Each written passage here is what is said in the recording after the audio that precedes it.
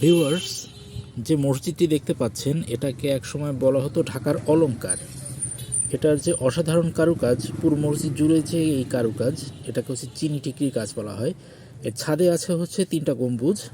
এই গম্বুজগুলোর চূড়া থেকে শুরু করে ভেতর বাইরে পুরো দেয়াল পুরোটাই হচ্ছে আপনার চিনি টিকরির কাজ দিয়ে করা। চিনি টিকরির কাজটা হচ্ছে চীনামাটির পাথরের টুকরো দিয়ে একটা মোজাইকের মতো কাজ করা, এটাকে চিনি টিকরি বলা হচ্ছে। এরকম মসজিদ ঢাকায় অনেক আছে, কিন্তু এই মসজিদটার মতো এত সুন্দর আর কোনোটা আছে বলে আমার মনে হয় না।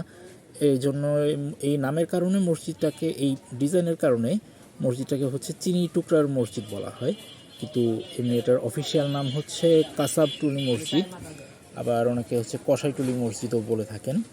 তো এটার গায়ে হচ্ছে লেখা আছে, দেখতে পাচ্ছেন যে নিচে লেখা আছে যে কাসাবটুলি মসজিদ। এই নামেই এটি অনেক প্রাচীন একটি মসজিদ, এই নামে মসজিদটি পরিচিত। মসজিদের যে পশ্চিম দিকের দেয়াল, এটাই হচ্ছে সবার দৃষ্টি আকর্ষণ করে বেশি। এখানে এটার প্রতিষ্ঠাকাল লেখা আছে নিচের দিকে, হিজরি 1338, মানে 1919 খ্রিস্টাব্দে এই মসজিদটি তৈরি করা হয়েছে। মসজিদটি তৈরি করেছিলেন আব্দুল বারী নামের একজন ব্যবসায়ী, এবং তিনি মসজিদটির জন্য অনেক জমিও দান করেছিলেন বলে জানা যায়।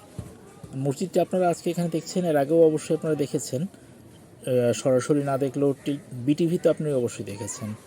80-90 দশকে বিটিভিতে যে আজান হতো, আজানের পর যে হামদনাথ পড়া হতো, সেইখানে যে ভিজুয়াল ছিল, সেই ভিজুয়ালে এই কাসাবটুলি মসজিদ দেখানো হতো। মসজিদটি আকারে ছোট, এর মধ্যে আপনার মাত্র 2 কাতারে নামাজ পড়া যায়। মাত্র 30 জন, বেশি হলে 30 জন মানুষ হচ্ছে যা এখানে নামাজ পড়তে পারেন। কিন্তু মসজিদটিকে এখন হচ্ছে সম্প্রসারণ করা হয়েছে, বড় করা হচ্ছে, সেখানে এখন আরও অনেক বেশি মানুষ নামাজ পড়তে পারেন। এখন এর সাথে একটা হেফজখানা আছে, মাদ্রাসাও আছে। কিন্তু মূল মসজিদটি তৈরি করা হয়েছে হচ্ছে চুন সুরকি ইটের দেয়াল দিয়ে। একটা মজার বিষয় বলি, এই মসজিদটির কিন্তু কোনো ছাদ নেই। সাধারণত গম্বুজ তৈরি বা যে কোনো এরকম স্থাপনাতে, ডোমযুক্ত স্থাপনাতে আমরা কি দেখি যে একটা ছাদ থেকে, ছাদের উপরে একটা গম্বুজ থাকে, এরকম হতো বা। কিন্তু এটার আর্কিটেকচারটা ইন্টারেস্টিং। আমি আপনাদেরকে ভিতরে যেতে পারিনি, মসজিদটির মূল মসজিদের ভিতরে আমি যেতে পারিনি, তাই আপনাদেরকে দেখাতে পারিনি, সরি, আমি ভিডিও করে আনতে পারিনি।